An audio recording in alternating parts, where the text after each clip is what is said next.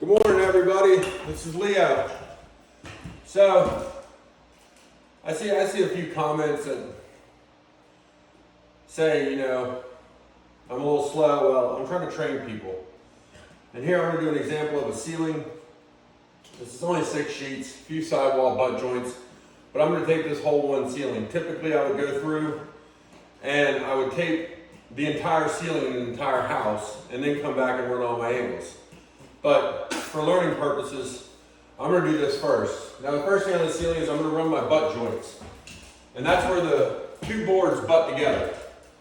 So, you try to get as far as you can with the mud. Now I try to go 4 feet. And I use about a little over half of my 6-inch knife. I'm using a hide knife. I enjoy working with hide blades. So, I'll run my few butt joints out. Make sure that you don't have any light spots that you can see through.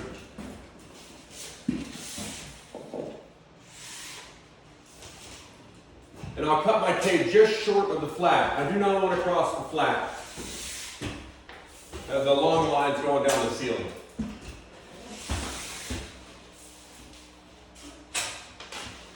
Then I'll wipe down with an 8-inch knife. It makes it easy. You save a lot of strokes.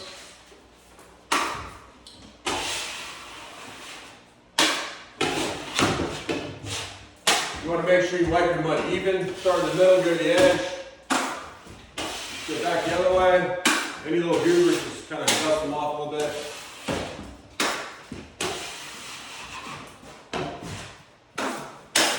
And then I'll come down my flats. Now, if you have any broken drywall, you're going to want to cut that out first. This ceiling happens to be really clean. And I try not to drop a lot of mud. If you hold your knife dead straight with the flat, and you have even pressure, you're not going to drop a lot of mud. Now, again, you want to make sure there's no gaps.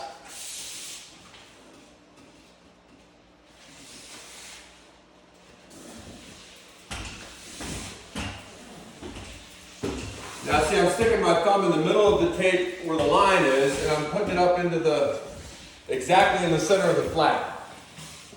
That way, one, it's straight.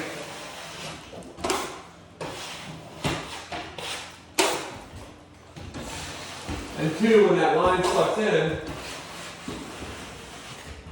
it's going to be right down the center of the flats. The tape is. So as you see, I'm not having to go back to wipe down. Keep an even pressure. And you don't have to wipe it all, but you want it to be recessed a little bit in the flats. So it takes a little bit of mud.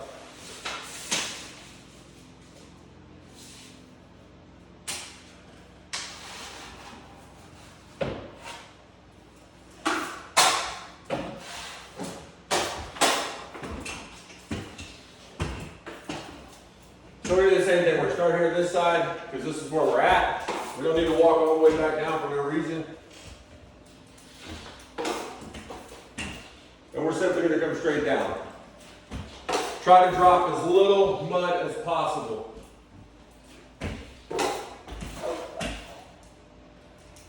Nobody likes anything worse than a really messy job when they come in, especially the builders that I'm working for.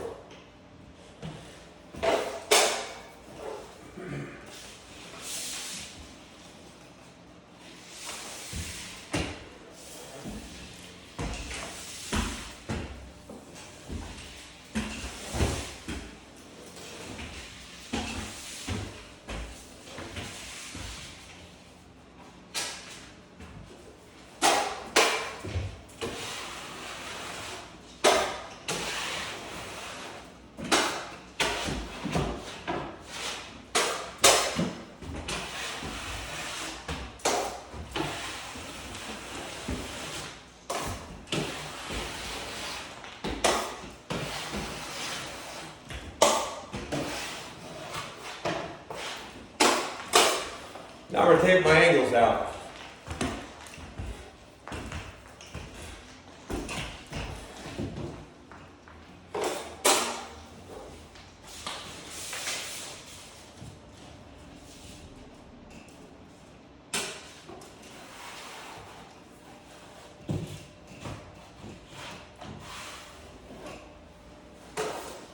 I'm sorry, I got the butt joints and the sidewalls here over the windows.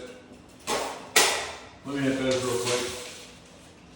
Now in yesterday's video, I did the up and down angles, and I just did a basic video on how long it takes. I had to leave here at 1 o'clock because of an appointment. So for the angles, I'm using my 4, and I don't want to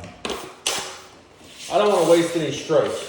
Angles take the longest to do in the house. It's every house is the same as far as the concept, but honestly, the angles take the longest time to finish. And if you get really fast at them and you don't lose a lot of strokes, you're going to make a lot of money and save a lot of time. So I'm going to come down first on the bottom side. Some people argue with me about doing it this way, but I do the bottom, and I keep it on narrow.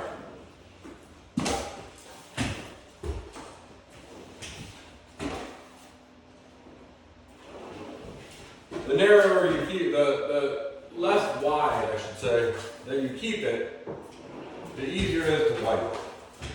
And you don't have mud going everywhere. Again, you don't waste a lot of strokes.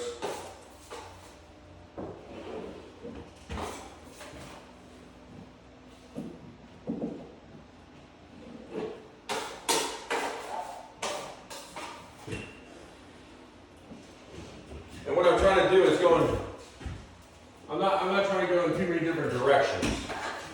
I want to stay consistent. So when I'm done wiping my tape, I want to be at the last spot. Or I want to start at the spot that I ended at. So I'm going to put the tape on from this side down.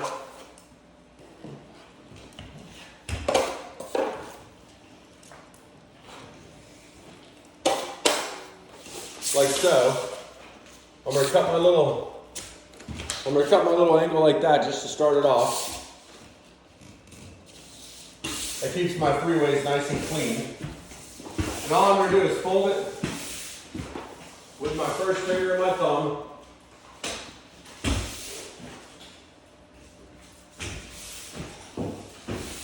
And I'm not going to roll it, I'm just going to lay it up there. It keeps a nice sharp corner.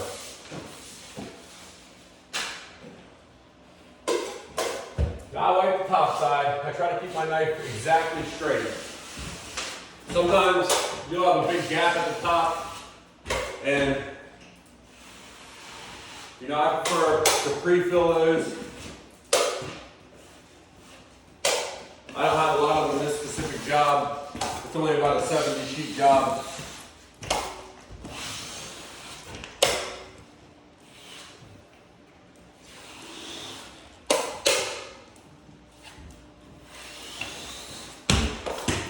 Now see, if you notice, I'm not having to go back.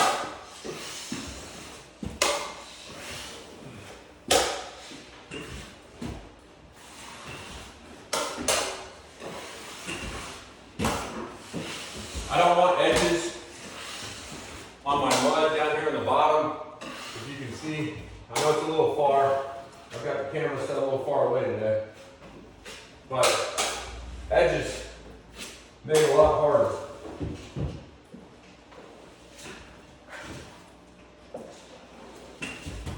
So I'm only keeping my mud just about as wide as the bevel is in the drywall. Because that's really all I'm trying to fill on the downside. I don't want any holes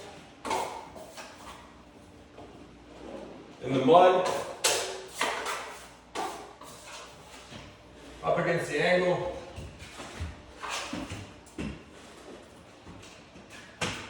If you do have a hole that's not full, you just add a little bit of mud. Any holes are going to cause blisters. It's just the way it works. Now, I'm not trying to break any speed records.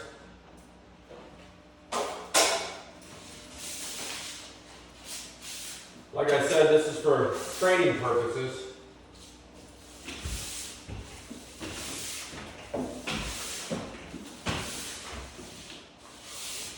But learn consistency. Learn to do things so you don't have to keep walking back and forth and waste a lot of time on your stilts. Like I said earlier, I'll typically tape the entire house or the entire ceiling first on the flats and butts before I even start my angles.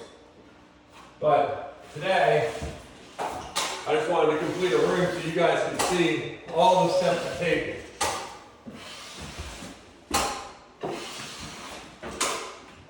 Now see, you'll notice I'm going to my pan quite a bit.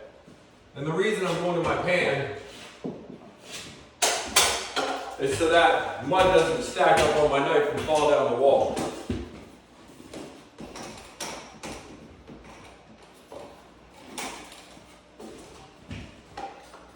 Always have your mud where you can reach it. It saves you a lot of time, so you don't have to get down. I run my mud pretty thin on the tape coat. I try to get as far as I can per stroke. Usually for running angles, it's 2 or 3 feet. It's not that far. It's not like running flats and butts where I can get a really large amount of mud on my knife.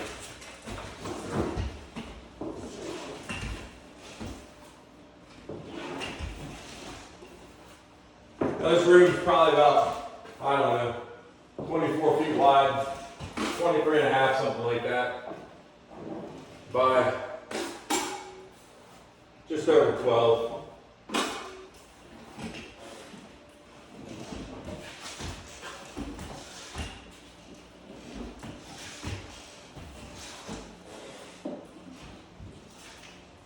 Now see, again, I'm going to make sure, if you can see in the video, I don't know if you can see from where I'm at now with the camera, but I want to make sure my gaps are filled. You want that mud to be adhered to the tape and the sheetrock. If you have any gaps of mud in your tape, again, like I said, you're going to have blisters. And after it's finished, it's going to bubble up and you're going to get called out on point of it. I try to leave my houses when I'm done with 0.0. I'll go through, I'll tape my flats, butts, put all my beads on, spot my screws. I'm just a little bit short on tape here on this specific angle. So I'm going to cut it there. I'm going to wipe this one. When I'm coming back here,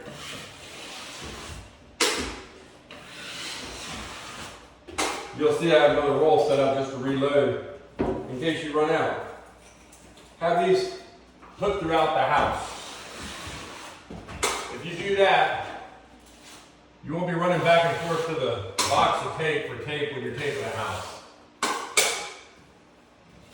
I'm a little older now, I'm 47, well, I'll be 47 this year. But in my 20s and 30s, it was nothing to start at 7:30 a.m. and leave at 4 o'clock and have 180 to 200 sheets taped out completely. And be ready for the second coat the next day.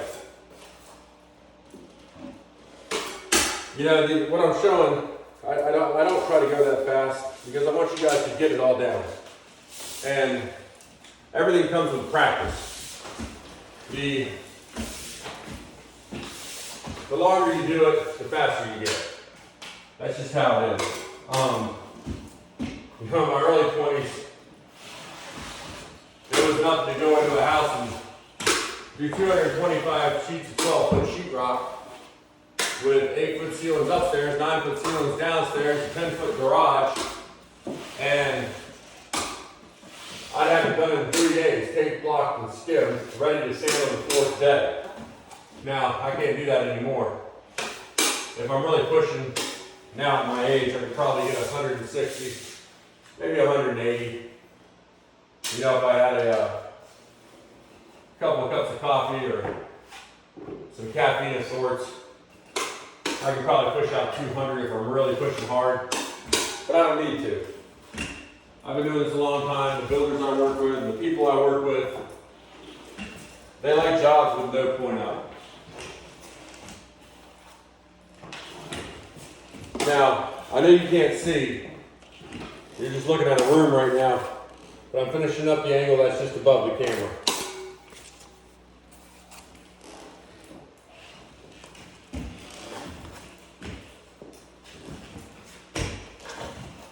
So from this step, once I finish this last angle here, I'll pick up, stop my screws. And a lot of people question why I don't swipe my screws, but I prefer to spot them individually. Well, one, when you're spotting individually, and you get the one that's hanging out, or it's a miss, you have to push it up. Well, it's a lot easier to do that with one spot than it is with a whole swipe. Once you swipe a set of screws, if you've got a miss in it, then I ended up just swiping the whole stripe over again after pushing the miss in.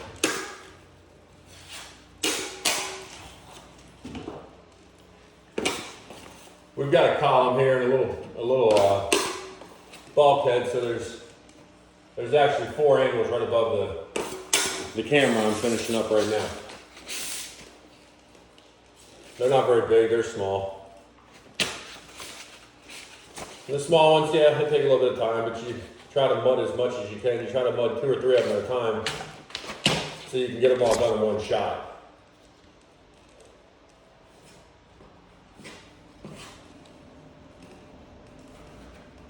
Now, it's a little bit of a long video, but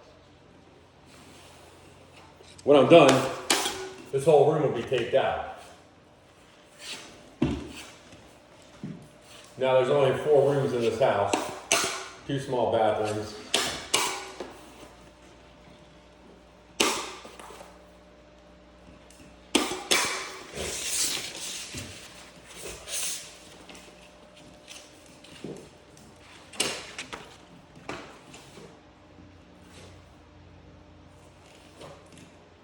And then downstairs, there's 1 room with no ceilings in it. Anyway, now I'm going to spot my screws. Now I'm going to start with a 6 for spotting the screws. I'm just going to take a little bit. If you see like this. And I spot them this way because when I sand,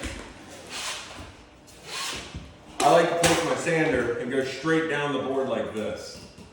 I don't like coming across like this all the way down every screw. I'll run it down the angles all the way around the room. I'll come down, I'll do a line of screws until I get to the butt joint. I'll sand that with the sander. Then I'll go down the other line, come back the other line, and then go right down the flat.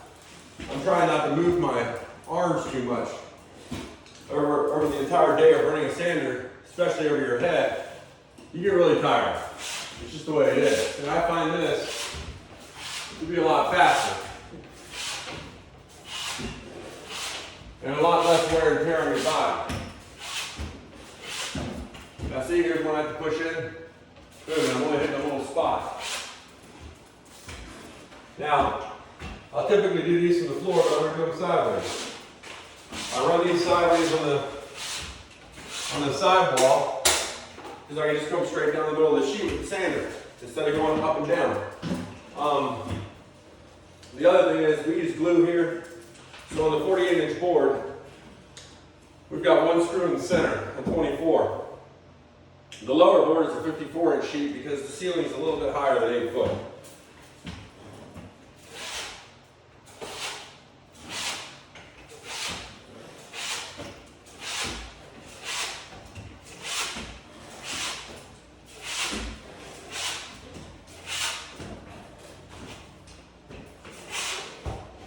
Now using an all-purpose mud USG for taping, as you can see there in the buckets I have. And I finished with +3. It's lightweight mud. We use 180 sanding grit with a fast tool to sand it. It's not hard. Most of the time I use Proform red lid.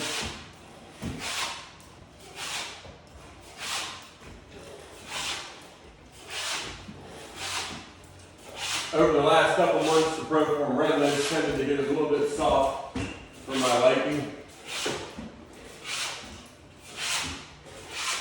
Now see, I'm not moving my arm that much, I'm just basically moving my wrist.